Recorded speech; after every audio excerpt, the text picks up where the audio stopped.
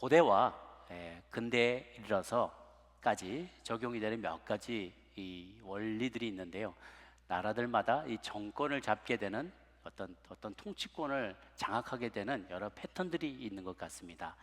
아예 나라가 없다면 여러 자잘한 부족들을 다 통합해서 없는 나라를 세우기도 합니다.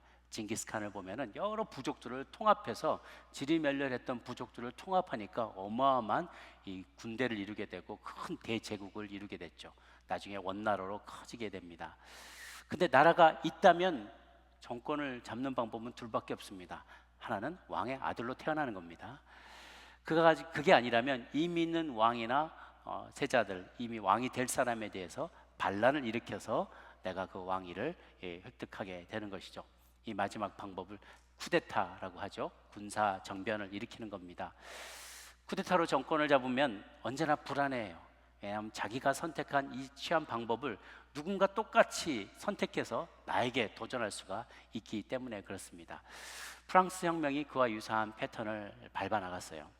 루이 16세가 아주 학정을 베풀었습니다. 그 당시에 18세기 말에 미국에서 남북전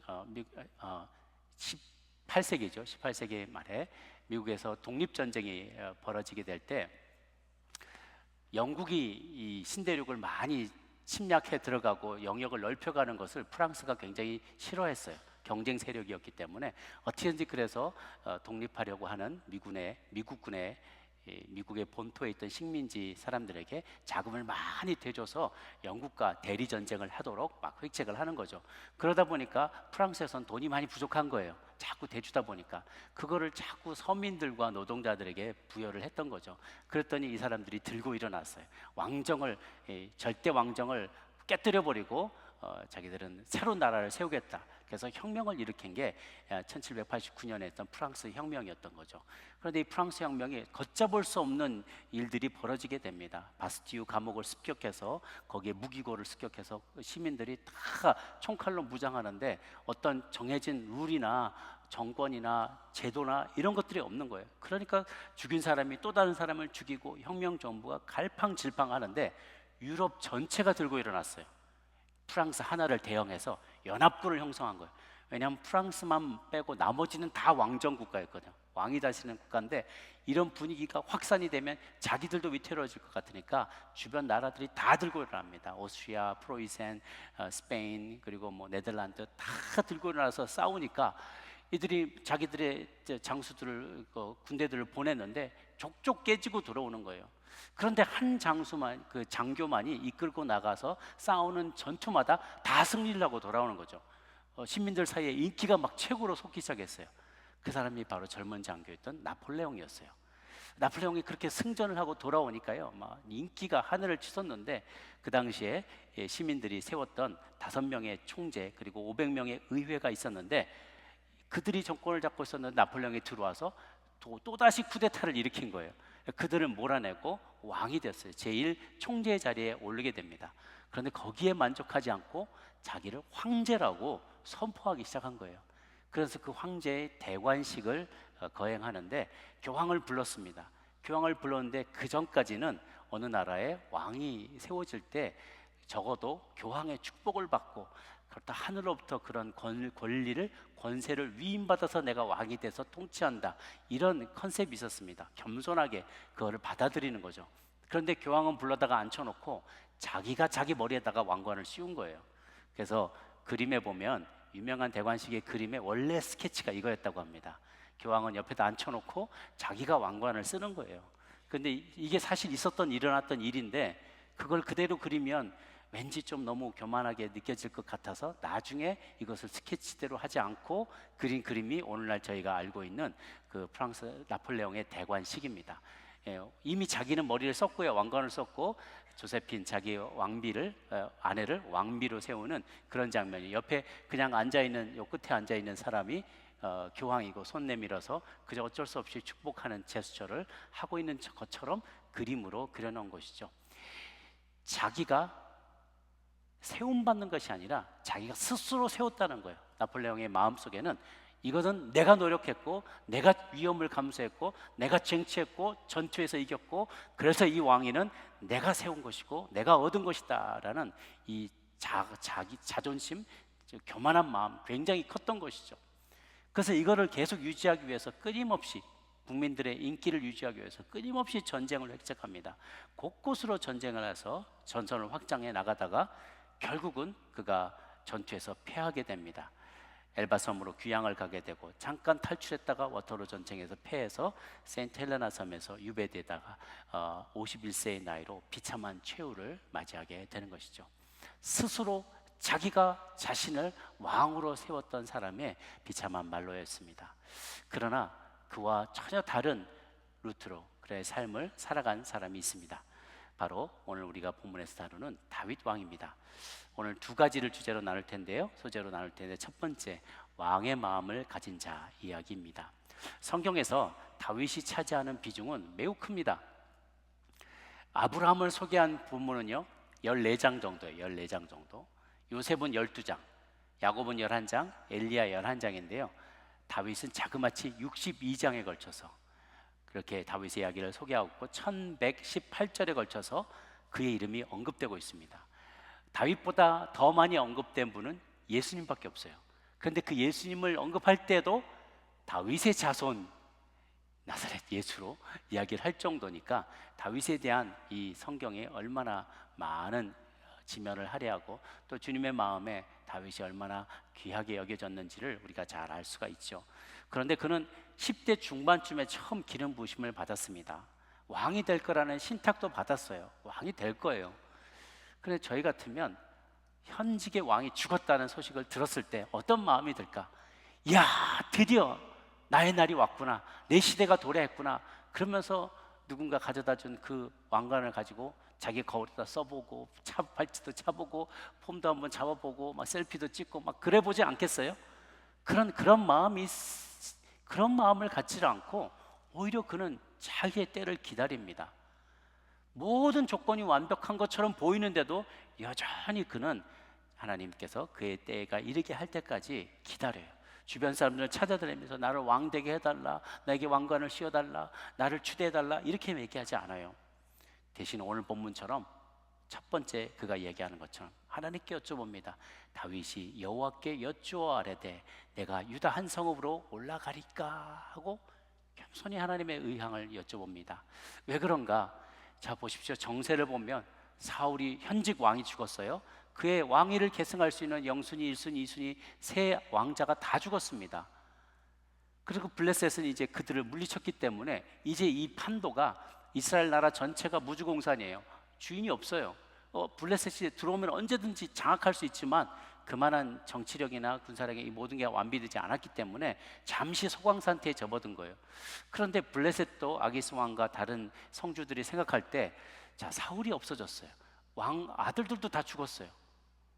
그럼 이들은 누구에게 쏠리게 될까? 민심이 어디로 가게 될까? 생각해 보니까 저 아래 아래에서 지금 시글락 상급 하나를 차지하고 있는 다윗에게 사람들의 시선이 갈 수 있을 거라는 거죠. 거기까지 생각이 미치는 거예요. 그러니까 점점 다윗도 그런 시선을 느끼면서 위협을 감지하는 거죠. 더 이상 여기 있을 수 없어. 그런데 이스라엘 백성들 사이에서는 자기는 지금 블레셋의 그걸 섬기고 있는 가신처럼 자기가 있단 말이죠. 제가 포지셔닝을 어떻게 해야 될지를 고민하고 있는 찰나에 이제 저쪽으로 옮겨가야 되겠습니까? 라고 하나님께 여쭤보는 거죠. 그러니 여호와께서 올라가라 허락하십니다. 그럼 어디로 가리까? 헤브론으로 가라 라고 주님께서 구체적으로 안내를 해주세요. 그래서 그가 헤브론으로 올라가게 되고, 추종한 이들과 많은 식솔들이 처음에 400명에다가 지금 600명에다가 거기서 결혼하고 십장 가고 아이 낳고 가축도 우양도 굉장히 많아졌어요. 대식구를 거느리고 큰 군대가 되었습니다. 헤브론이라는 성읍 안에 다 가 있을 수가 없어요. 그래서 각국 헤브론 각 성읍에 흩어져서 다 같이 살도록 그렇게 하게 되었습니다. 그때 비로소 사람들이 다 찾아와 그에게 기름 부어 유다 왕으로 서달라고 부탁을 하는 장면이 사무엘하 2장 4절에 나옵니다. 같이 한번 4절을 읽도록 하겠습니다. 시작. 유다 사람들이 와서 거기서 다윗에게 기름을 부어 유다 족속의 왕으로 삼았더라. 그 와서 자기가 세워달라는 게 아니에요. 사람들이 와서 그에게 기름 부어 세웠던 것이죠. 심지어 이때는요, 아직 이스라엘 전체의 왕이 된 것도 아니었어요. 그 전체의 정말 한 일부분인 11지파는 다 아직도 사울 진영에 서 있었고, 유다 지파 한 지파만 자기와 함께 했는데 그곳에 왕으로 세운 거예요. 그 뒤로도 자그마치 7년의 세월 동안, 7년 6개월의 세월을 기다려야만 합니다. 그런데 다윗이 이 헤브론에서 보낸 7년 6개월의 기간은 그로 하여금 이스라엘 전체를 통치할 만한 그릇이 되어지는, 성군이 되어져 가는 그런 과정이고 필수 코스였다라고 볼 수 있어요. 비슷한 일은 신약의 사울에게도 일어납니다. 바울로 되기 전에 사울도 쓰임받기 전에 최소 8년의 시간을 기다리며 연단을 받았습니다. 예수님도 당신의 때가 이를 때까지 30년을 기다리셨던 것 아시죠? 그래서 공생의 일을 시작하기 이전까지 충분한 기다림의 시간이 있었던 거예요. 왕의 부르심, 소명이 있는 사람은 반드시 왕이 됩니다. 왕의 마음을 가진 사람은 왕이 될 것이에요. 다윗은 왕이 아직 되기 이전부터 왕의 마음을 가지고 있었습니다. 그 말은 무엇인가? 내가 다스릴 백성, 아직은 내 백성이 아니지만 앞으로 모두가 다 내가 다스리게 될 백성이 될 거예요. 그러니 네 편, 내 편이 없다는 거죠. 그들은 모두가 다 내 자식이다, 내 백성이다, 내 양떼다, 이런 마음이, 목자의 마음이 그의 마음속에 있었던 거예요. 그렇기 때문에 이것은 시간 문제다, 조급해하지 않았어요. 하나님의 때를 기다리며 준비를 했던 것이죠. 스스로 자기의 대관식을 거행하지 않았어요.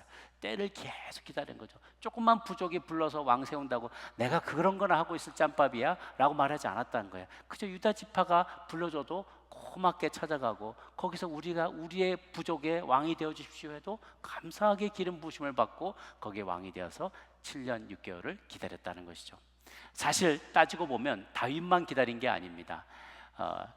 하나님이 야곱을 통해서 자녀들을 축복하게 해주실 때, 12자녀들을 축복할 때 유다 지파로부터 이스라엘 정체를 다스릴 왕이 나오게 될 것에 대해서 예언해 주셨어요. 그런데 그 예언이 있었던 때부터 자그마치 850년이 흐른 뒤에 다윗이 유다 지파의 왕으로 세워지게 됩니다. 하나님은 또 얼마나 많이 기다리셨겠어요. 하나님이라고 이런 얘기 해보고 싶지 않았겠어요. 야, 내가 말한 대로 됐지? 근데 됐지 하면 한 5년 뒤에 되면은 큰 소리 좀 치실 텐데, 한 10년 뒤에 했으면 봐, 내가 말한 대로 됐잖아.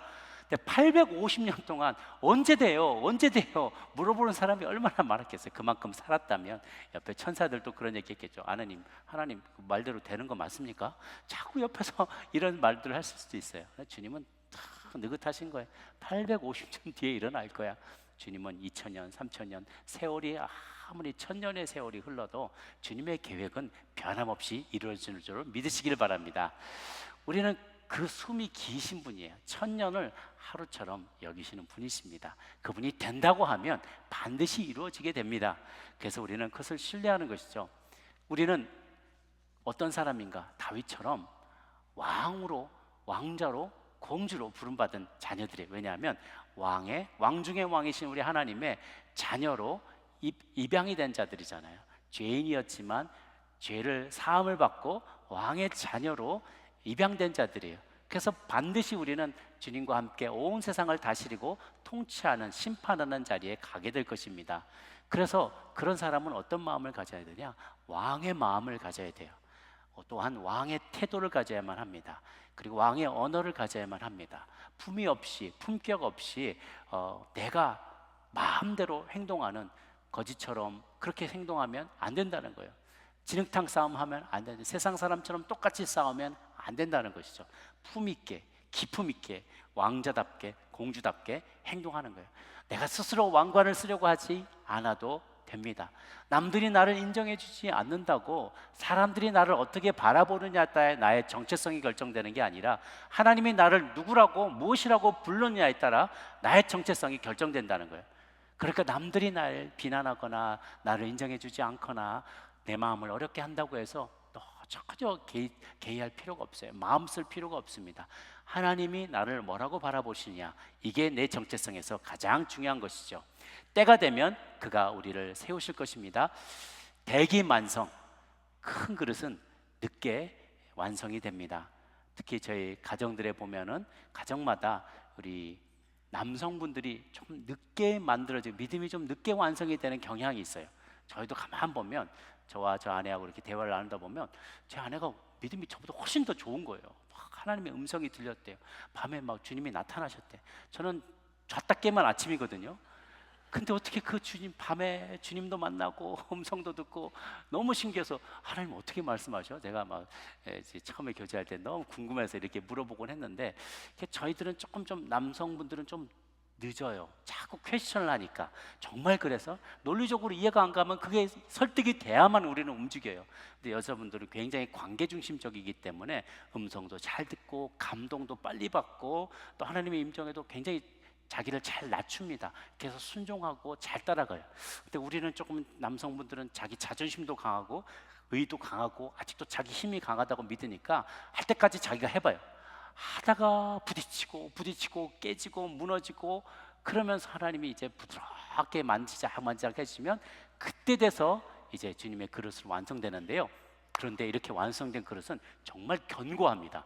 더 이상 흔들리지 않아요. 남성들은 늦게 완성이 되지만 그만큼 더 견고해져요. 흔들리지 않는 신앙과 믿음을 갖게 되는 것이죠. 그래서 여러분들 특히 우리 여자 성도님들은 우리 남자분들을 위해서 또는 자녀들 위해서 기도할 때 더 오래 기다려 주시기를 바랍니다. 절대로 낙심하지 마시고 대기만성이다. 내 남편은 나보다 더 큰 그릇이 될 것이다. 나중에 여러분 너무 기도를 세게 한 걸 후회하게 될지도 모릅니다. 그때 조금만 기도할 걸 남성이 막 남자 선교 가자 그러고 막 더 끌고 가고 이런 일이 벌어질 수 있어요. 남자분들 좀 더 여성분들은 기다려 주시고 기도하고 인내할 때 대기만성형 다 이루어질 수 있다. 먼저 시작한 사람도 남자된 자가 나중 될 수 있습니다. 늦게 시작한 자가 더 빨리 더 멀리 갈 수도 있어요. 더 깊게 뿌리를 내릴 수 있는 것이죠. 이렇게 다윗은 인내하면서 그 자리를 지킵니다. 헤브론성, 이 헤브론성의 이름은 연합 친교라는 이 뜻을 갖고 있어요. 사진을 한번 보여주시면은 이곳에서 정말 이 이름답게 많은 사람들을 연합하는 도성으로 나중에는 삼게 됩니다. 이곳은 참 유서 깊은 곳입니다. 아브라함의 시신도 여기에 묻혀져 있고요. 다 많은 믿음의 조상들이 이곳을 중심으로 활동을 했는데 하나님께서 이곳을 지정하신 이유는 아마도 정치적인 거점이 되기에 딱 좋은 곳이고 예전에 여호시대 때 갈렙에게 패했던 아낙 자손이 차지하고 있었던 요새가 바로 여기예요. 그 산지가 사방에 산지로 둘러싸여 있어서 천혜의 요새입니다. 방어하기가 너무나 좋고요. 그리고 다윗과 친분이 두터웠던 유다의 장로들이 이곳에 많이 거하고 있었기 때문에 하나님께서 이 헤브론에 가서 정말 앞으로 연합하고 친교하고 통일할 수 있는 기틀을 마련하면서 7년 6개월간의 시간을 보내도록 하는 것이죠. 이곳에서 미래를 준비하도록 했던 것입니다. 왕의 마음을 가진 자는 왕이 아니어도 왕처럼 행동합니다. 왕의 심성과 기품을 가지고 또 왕의 시야를 가지고 전략을 가지고 왕이 되었을 때 어떻게 하면 내가 더 잘 통치할 수 있을지 마음으로 준비하는 것이죠. 여러분 모두도 왕의 마음을 가질 수 있게 되기를 바랍니다. 두 번째 오늘 나눌 것은요, 마지막으로 분열된 왕국의 이야기입니다. 다윗이 왕이 된 이후에 기름 부어서 왕이 됐어요. 처음에 기름 부음 받았지만 이번에 두 번째로 실제로 기름을 받고 왕이 됩니다. 왕이 된 다음에 첫 번째 한 조치가 있습니다. 보통 어떤 나라에 미국에도 그렇고요. 처음에 선서를 하고 오피스에 처음 갔을 때 발동했던 그 명령 1호 명령, 이게 그 사람의 국정의 운영 전반의 기조를 알려주는 보여주는 조금 바로미터가 되는 경우가 많습니다. 세금 감면의 혜택에다 먼저 사인했다. 그러면 이 국민들의 어떤 세금과 관련된 이런 부분을 중요하게 여긴다는 사인이겠죠. 취임하고 나서 처음 방문하는 나라도 굉장한 많은 시그널을 줍니다. 유럽으로 가지 않고 아시아로 처음 순방을 했다. 그러면 유럽 중심이 아니라 아시아, 인도 태평양 여기를 전략의 중심 지역으로 삼는구나, 이런 시그널을 저에 다 주게 되는 것이죠. 다윗이 처음 왕이 되었을 때 했던 첫 번째 명령은 무엇이었나? 그는 전령을 길앗 야베스에 보내서 거기 사람들에게 격려의 말, 위로의 말을 보낸 것을 우리가 볼 수 있게 됩니다. 그가 길앗 야베스 사람들에게 보내서 전령을 보내서 뭐라고 하냐면 5절 보니까 너희가 너희 주 사울에게 이처럼 은혜를 베풀어 그를 장사했으니 여호와께 복을 받을지어다. 축복의 메신저를 보내는 거예요. 사실 길앗 야베스는 아직도 저 북쪽에 위치해 있기 때문에 다른 지파들과 같이 사울 진영에 속해 있는 사람들이에요. 그런 그들에게 그들이 사울과 왕자들을 시신을 수습해서 잘 장례를 지냈다는 것을 장례를 지내줬다는 이야기를 듣고 그들을 격려해주고 축복하는 거. 이건 근데 정치적인 태도가 제스처가 아니었습니다. 그들에게 정말 축복하고 잘했다고 칭찬하면서 6절에 보면 너희가 이 일을 하였으니 이제 여호와께서 은혜와 진리로 너에게 베푸시기를 원하고 나도 이 선한 일을 너에게 갚으리라. 강하고 담대하라라고 온갖 축복의 말들을 그들에게 해줍니다. 다윗은 아까 말씀드렸지만 이미 마음은 통일 이스라엘 전체의 왕이었어요. 그러니까 지금 나하고 대적하고 있더라도 그들은 내 백성이다라고 생각을 하는 거예요. 그들을 축복하고 격려하고 힘을 실어 넣어 주는 것이죠. 그러나 그 와중에 두 나라를 대표하는 총사령관이 결전을 하게 돼요. 어떤 들판에 모이게 됩니다. 8절에 보면은 북쪽의 군사령관이었던 사울의 군사령관이었던 아브넬이 사울의 살아남은 첩의 자녀였어요. 이스보셋을 데리고 꼭두각시처럼 그를 왕으로 세우고 자기는 총사령관으로 여전히 북방 지역을 통치하고 있었습니다. 그때 그들은 사실 다윗이 왕이 될 걸 알았어요. 온 백성이 다 다윗이 왕이 될 거라고 선지자 사무엘이 말했던 것을 알고 있습니다.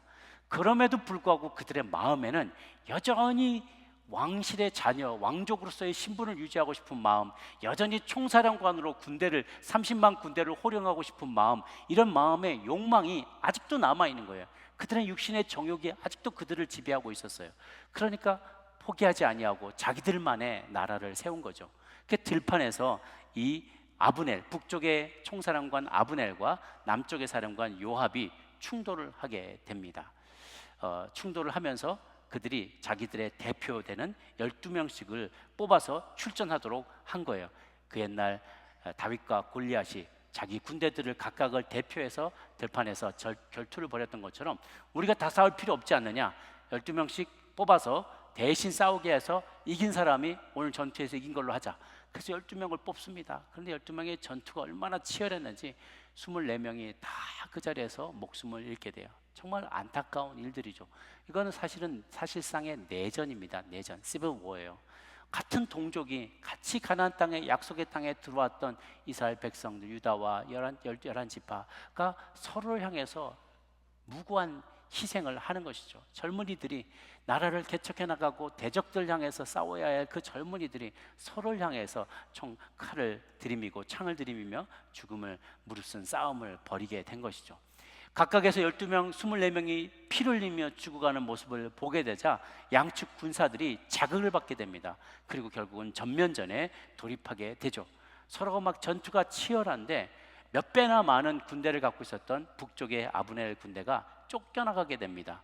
그래서 이거를 기회로 요압이 군대가 막 쫓아나가는데 그때 이 성경 말씀에 보면은 세 형제가 있었다고 합니다. 수리아의 세 아들 요압과 아비새와 아사헬인데요. 남쪽의 총사령관이 요압이고 그의 동생인 아사헬이 있었어요.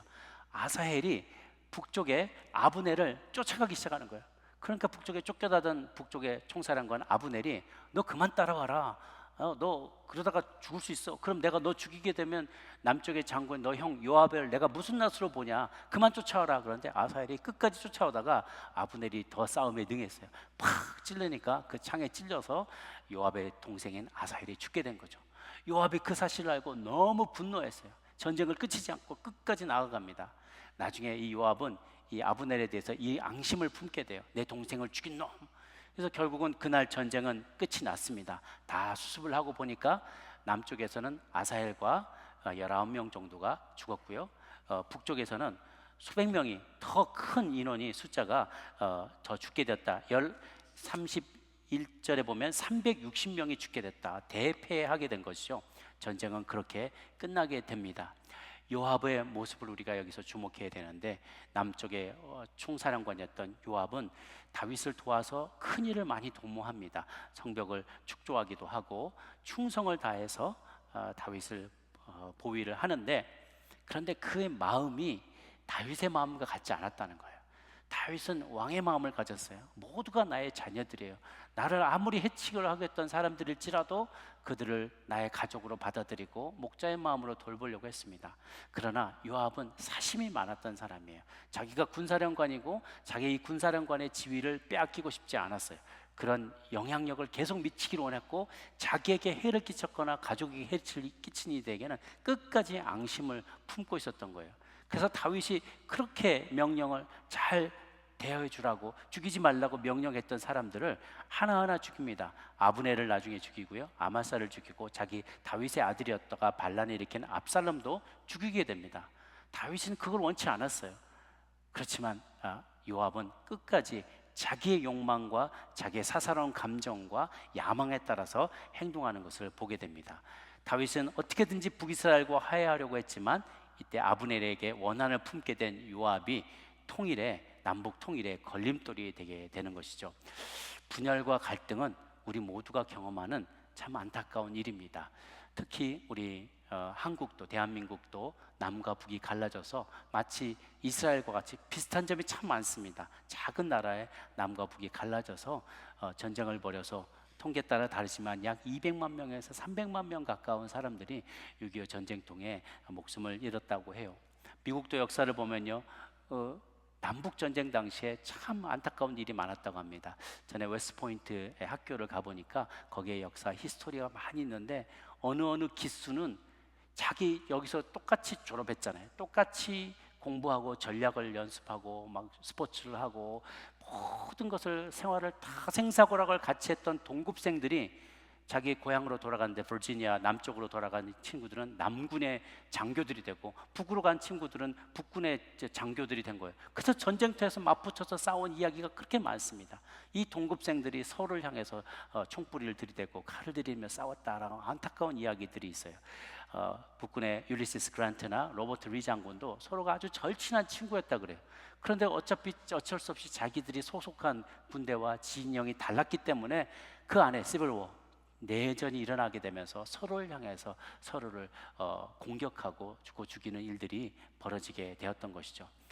왜 이런 갈등이 벌어질까? 갈등의 원인을 가만히 생각해 보면요, 내가 누군가와 갈등을 빚고 있다면 그건 나의 내면의 갈등이 해결되지 않았기 때문이라는 이야기가 있습니다. 내가 누군가가 다투고 있다면요, 내 내면이 이미 분열되어 있기 때문에 그런 거예요. 무슨 뜻이냐면, 하나님께서 우리에게 어떤 존재가 되라고 명령하신 것이 있어요. 그리고 우리도 알아요. 어떻게 살아야 되는지 알아요. 그런데 내 내면의 욕망은 딴 방향으로 계속하는 거예요. 여기 아까 아브넬과 같이 다윗이 왕이 될 걸 알았지만, 아브넬은 한사코 자기가 이스보셋을 꼭두각시로 세워서 북군에 여전히 왕 노릇, 여전히 총사령관 노릇을 하고 싶은 거예요. 여전히 왕족으로서 노릇하고 싶은 거예요.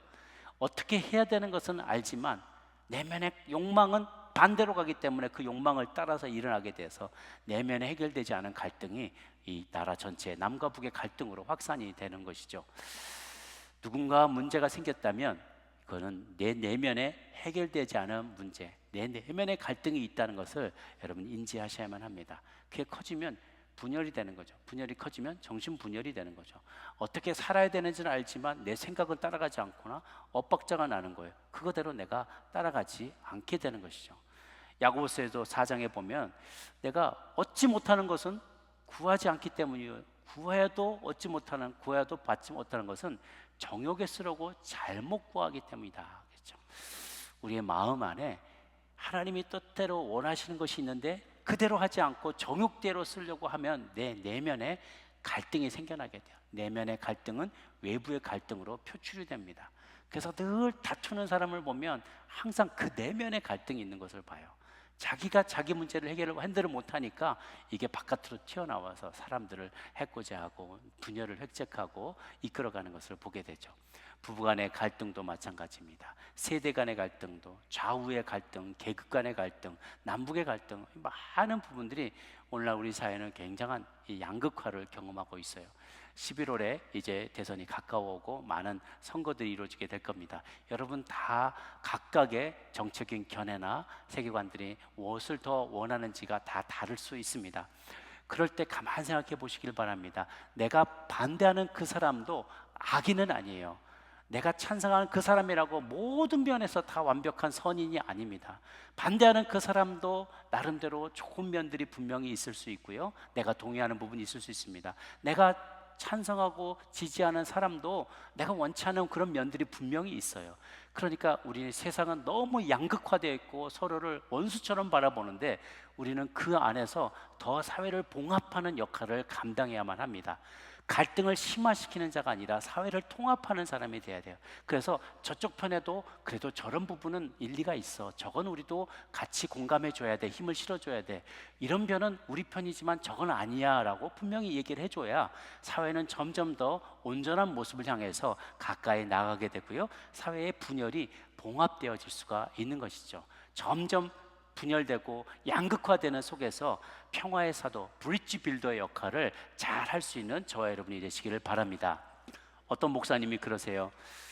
주일날 섬기면서 거의 예배가 다 끝나서 편하게 좀 쉬고 있는데 뒷마당에서 자기 아이들하고 성도님들, 장로님 아이들하고 막 싸우고, 막 일반 집사님들 그 애들하고 막 멱살 잡고 막 서로 싸우더라는 거예요. 그래서 이 녀석이 큰일 날 녀석이, 내가 가서 잡아가지고 자기 아이를 데려다가 너 왜 그렇지 막 애들하고 저 집사님 그 애하고 그렇게 싸우면 내가 집사님 무슨 낯으로 보냐, 너 그거 싸우지 마, 욕하지 말고 그랬더니 애가, 아들이 너무 해맑은 표정을 지면서 아빠한테 그러더래요.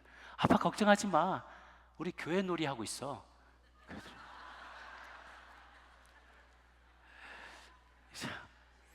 씁쓸한 이야기죠.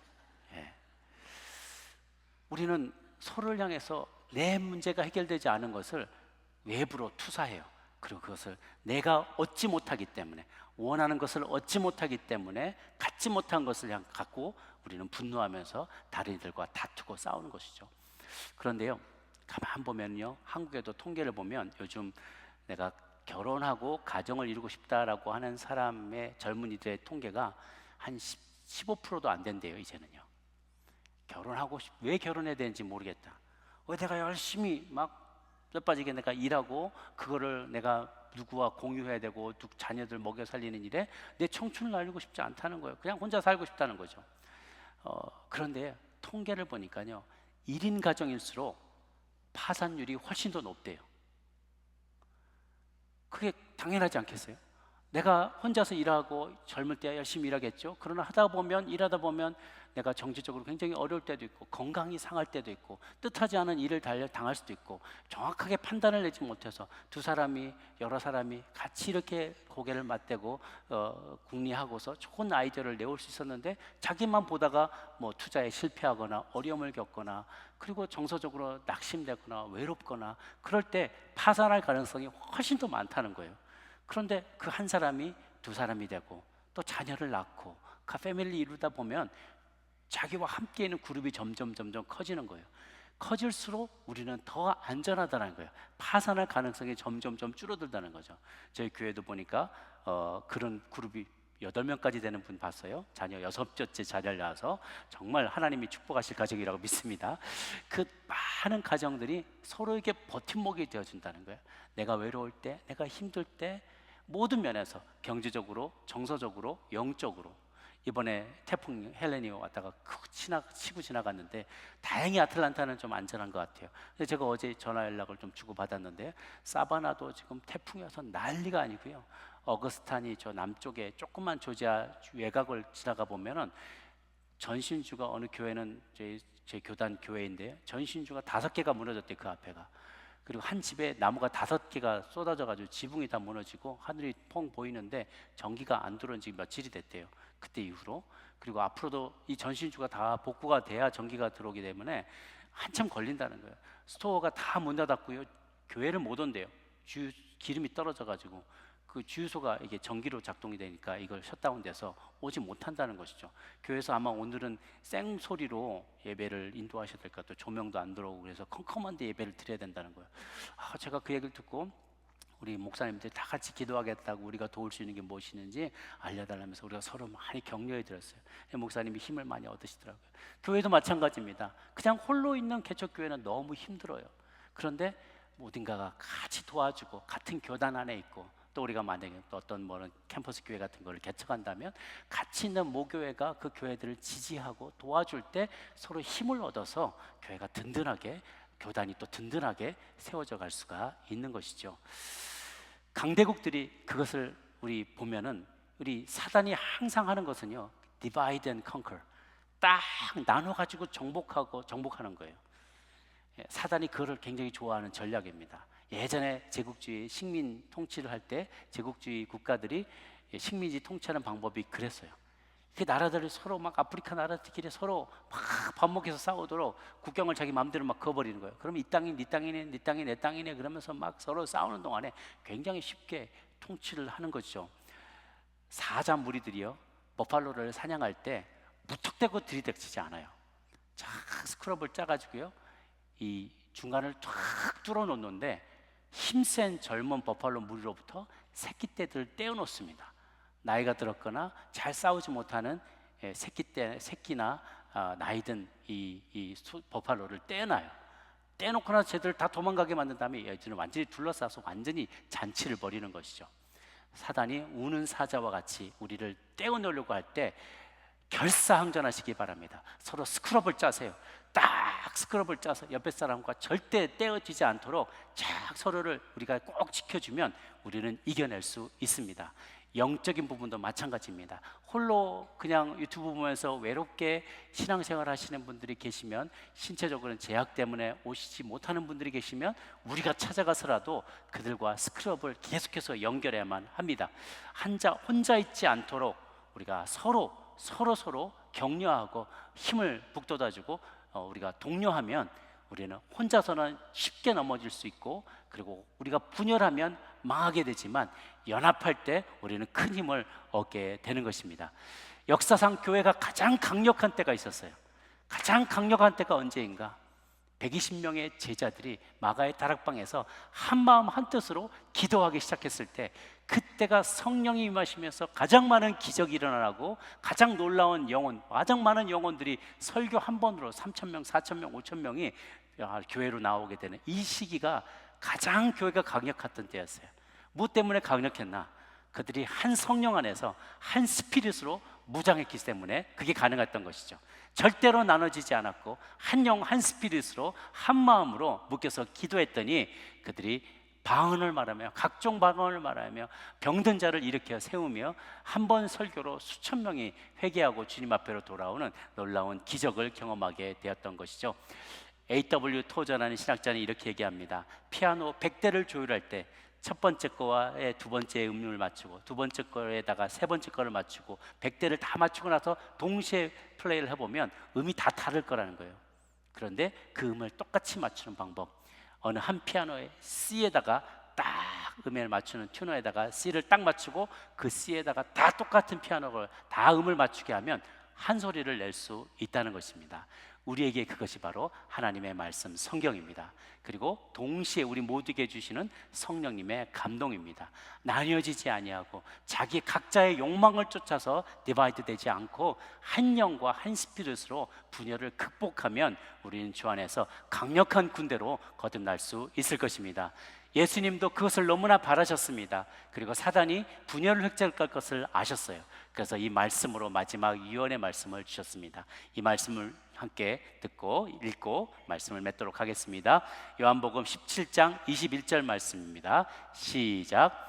아버지여, 아버지께서 내 안에, 내가 아버지 안에 있는 것 같이 그들도 다 하나가 되어 우리 안에 있게 하사 세상으로 아버지께서 나를 보내신 것을 믿게 하옵소서. 아멘.